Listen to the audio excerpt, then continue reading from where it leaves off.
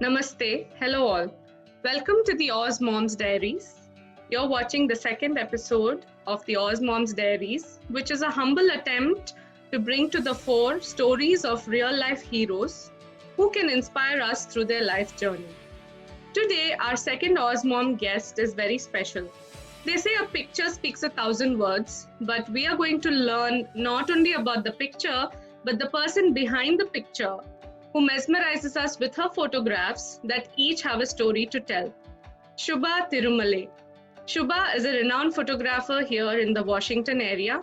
She has set up her own business and she successfully manages her career along with her family that consists of her husband and her 9-year-old son, Sam. Let us talk to Shubha and find out more about her life journey.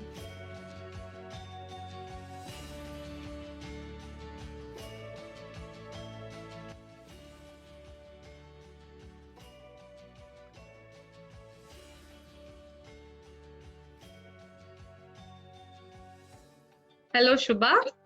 Oh, hello, Namaste, Deepthi. Thank you so much for having me over. Namaste. It's my pleasure to have you on the Awesmoms Diaries. Thank you. So tell us, Shubha, how did your love for photography happen? When did you take your first photograph? First, I actually don't remember the very first ones I took, but ever since I was a child, my dad used to be a big, he used to love collecting cameras. Okay. And he started taking pictures, and once in a while we used to get a chance, other siblings, like I have 3 siblings and I'm the youngest one. Okay. So we used to get a chance to, a little bit of experiment with the camera once in a while, because we back in days, we used to have those film rolls. Right. And we were not supposed to waste them a lot. Right. And we had few chances of taking pictures, and I was very fascinated with that. Okay. And my dad would just throw away the old camera and get a new one, and so he wouldn't collect it, but he would just upgrade them. Right. And whatever was left in the attic, I used to play it as a toy sometimes. Oh, okay. And then, but when I grew older, when I was a teenager, I used to come here, visit my siblings. Okay. And my brother and my sister-in-law, they used to take me a lot on traveling, Right. They used to take me to different places. Right. And he used to live in North Carolina, and the nature is so beautiful. Like the landscape is so pretty in North Carolina, right? So he gave me this camera, and he said, click away, enjoy how much ever you want. And that got me more fascinated with, photography. And eventually my husband Arun got me a camera, and I used to take a lot of landscape pictures. Okay. But when I had my son Samanyu, that's when I started taking portrait pictures. So it's been a different journey, different phases. Great. Nice to know that. So what do you love the most about taking a photograph, and what according to you makes the perfect photo? I can't say I've done really a perfect photo yet. It's still a learning journey, and I'm still not satisfied with what I've done so far. But what I really like about photography is that you can capture the moment. Correct. That you can never go back to.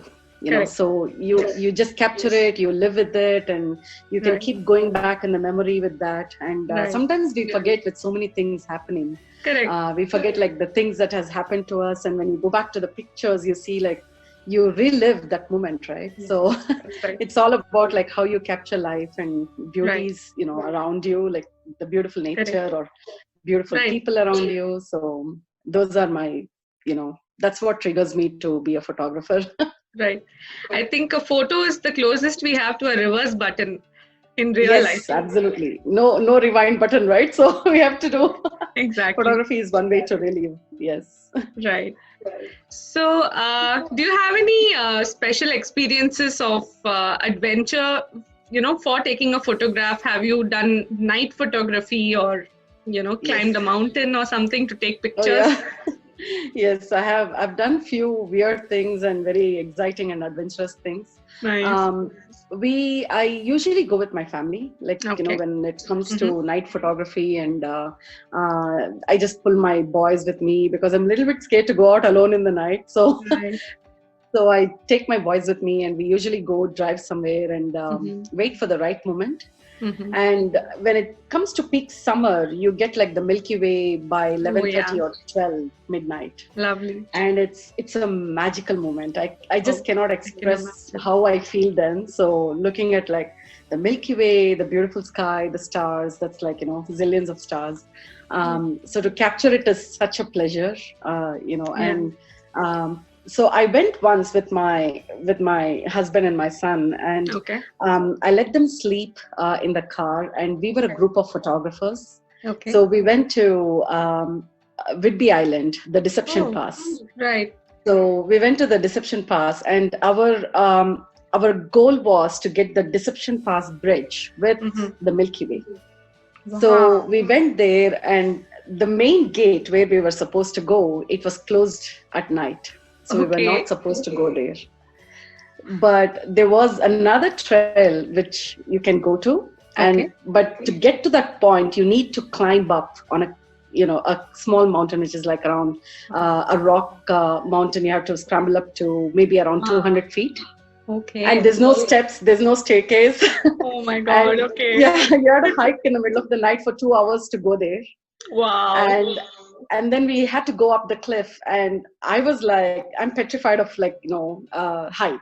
So I was very scared, but the photographers didn't tell me, my friends didn't tell me like what exactly we are going to do. They just pulled me and we all went together. Right. And after going there, one of them said, okay, let's just climbing up, start climbing up. And I was like, no way, I'm not climbing up this place, so I don't know how to climb up. I'm scared of height. I'm not doing it. And I have to especially thank my friends, Holly and Brian. So they said no way, you're not going to stay here, and it's going to be low tide. The water could come in anytime, and all those things, they scared me. And then my friend Holly, she's just amazing. She's very brave. She's a mother of 3. She inspires me a lot, and she made me climb up, step by step. One of them were holding bags, and the other one was like holding my, my tripod. And there's another friend, Bree. So all of them, they were all together with us, and we were like 6 or 7 of us. We climbed up. And we went to the cliff in the night, and we could see the beautiful Deception Pass bridge with the Milky Way right on top. So we were able to capture the picture. And again, coming back was another journey for me, coming back down. And then, I have to go back to the car. Again, we had to, hike in the trail. And that was just an amazing adventure. Yeah. Wow.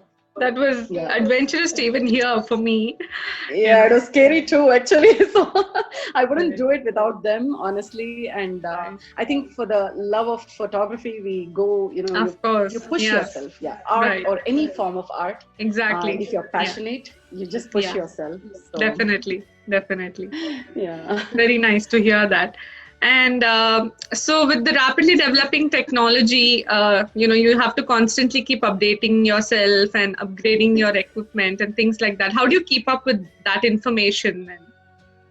It's sometimes hard because there are so many things going on, so many new cameras and lenses, and there is drone photography. There is you have so many things going on. So you need to set your goal as what exactly you want to capture instead of buying multiple equipments and unnecessary things. And it's very expensive. It's a very expensive hobby or a job that you have to invest a lot in that, not just time but money too.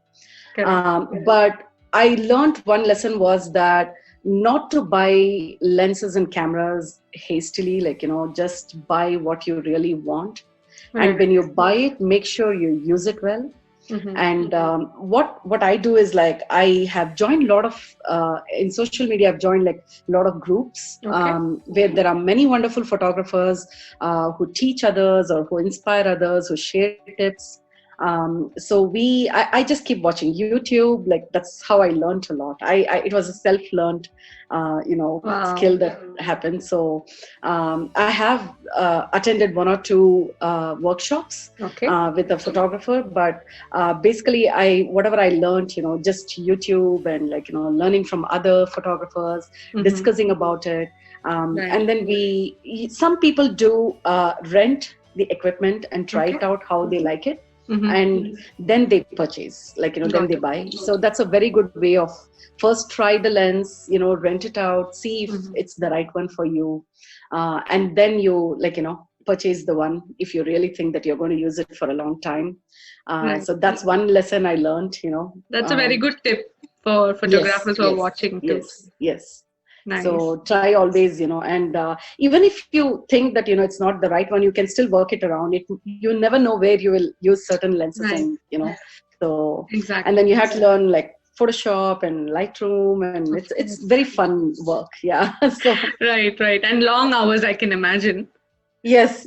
So I usually work late night. So when I'm working, so it's a fun job, and it takes hours and hours. Yes. Right. So I have noticed recently that you've started working with newborns and young children, and in general, how was your experience working with children, and do they pose? How do you make them pose for pictures? Yeah, that's the best joyful thing for me. I feel like every child that comes to me, it's my child. So as a mother, and I enjoy capturing their memories. So I love kids. I've always loved kids because I have nieces and nephews. When I was very young itself, I used to play a lot with kids and with them.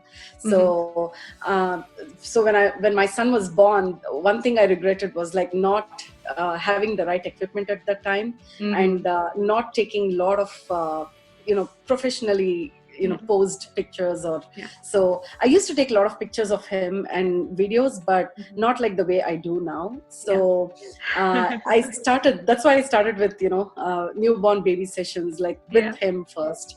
But I was not trained before his birth. So then what happened was when I started doing that, I realized newborn photography is a little hard, very, very hard actually. So it's you need a lot of patience with babies, and you need to soothe them, make sure that they sleep at the right time when you want to take pictures.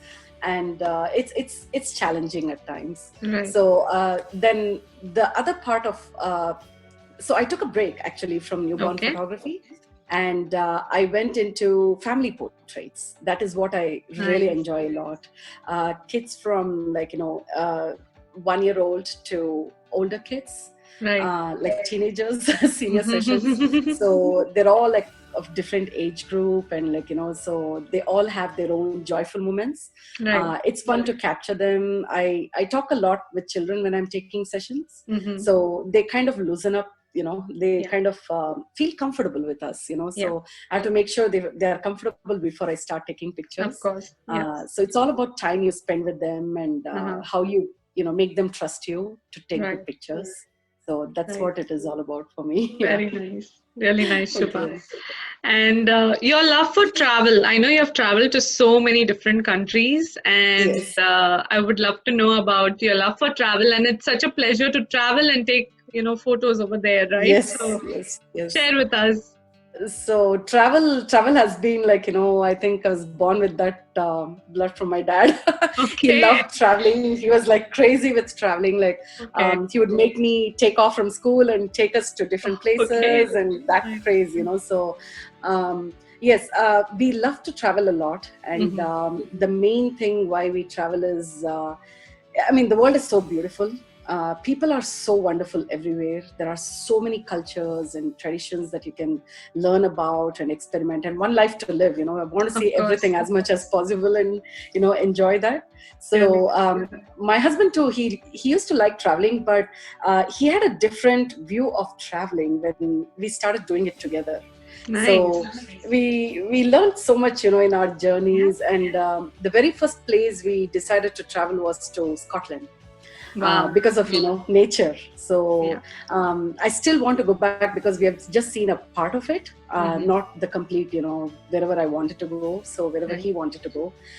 So we started traveling, we started capturing memories of our own families, pictures, and also different landscapes. And I also have I'm not a very I'm not a very active travel blogger, but I do have a travel blog. So I write about my traveling journeys, and I write about the experiences that we faced, and where to eat, Yeah, the food that you can try. So, and being a vegetarian and a mom of a child who has food allergies, so we have very limited, options when we go out of our country or when we go somewhere. So we have to be very careful what we eat and where we eat. Oh yeah. So those things, I'm very sure many moms are facing the same that I'm facing. Definitely. So that's why I try to share whatever